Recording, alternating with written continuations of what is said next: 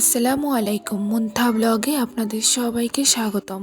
আমার মেয়ে ঘুমাচ্ছে, আমি ছাদে এসেছি ওর কাপড় চোপড় শুকা দিতে। ছাদ থেকে গিয়ে দেখি ও উঠে গিয়েছে, একা একা খেলা করছে। আম্মু, ইমা। ওকে গোসল করিয়ে কাপড় চোপড় পরিয়ে দিলাম।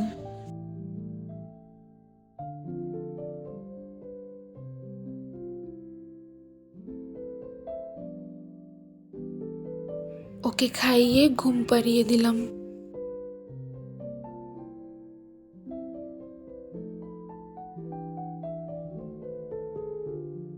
রান্নাঘরে এসে দেখি চিংড়ি মাছ দিয়ে লাল শাকের ঝোল রান্না করা হচ্ছে। এভাবে রান্না করলে লাল শাকটা খেতে খুবই মজা হয়, তাই আপনাদেরকে দেখানোর জন্য একটু ভিডিও করে নিলাম। লাল শাক অনুযায়ী পরিমাণ মতো চিংড়ি মাছ নিয়ে কিছুটা ভেজে রাখা চিংড়ি মাছ ব্লেন্ডার করে নিব। পেঁয়াজটা একটু ভাজা হলে পেস্ট করা চিংড়ি মাছটা এতে দিয়ে দেব। কষানোর জন্য পরিমাণ মতো পানি দিয়ে এতে হলুদের গুঁড়া, মরিচের গুঁড়া, ধনিয়ার গুঁড়া, পরিমাণ মতো লবণ দিয়ে ভালো করে কষিয়ে নেব।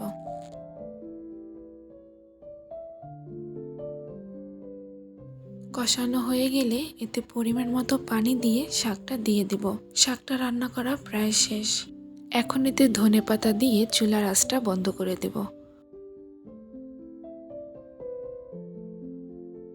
শাকটা খেতে কিন্তু খুবই মজা হয়েছিল। আপনাদের কাছে কেমন লেগেছে অবশ্যই কমেন্ট করে জানাবেন। আর আপনারা চাইলে এভাবে ট্রাই করে দেখতে পারেন। বিকেল হয়েছে, তাই ছাদে এলাম মেয়ের কাপড় চোপড়গুলো নেওয়ার জন্য।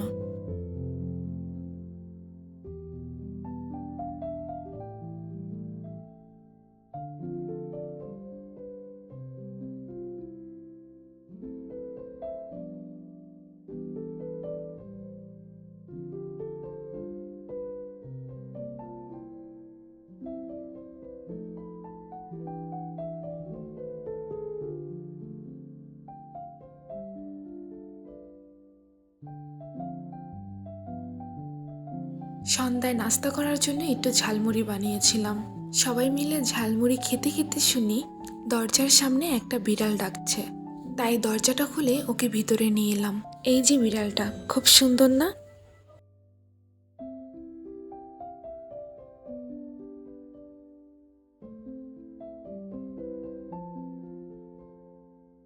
ও খুবই ক্ষুধার্ত ছিল, তাই ওর জন্য এখানে আমি খাবার বানাচ্ছি।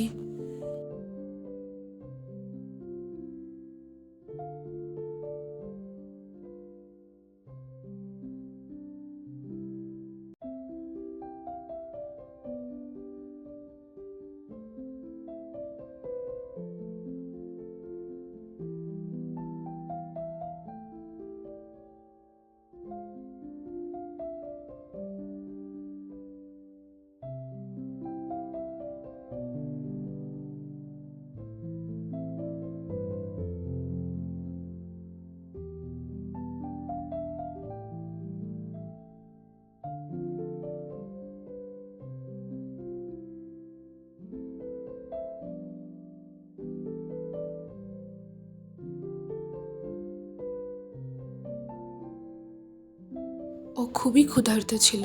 ওকে যতটুকু খাবার দিয়েছিলাম ও সবটুকু খাবার খেয়ে ফেলেছিল।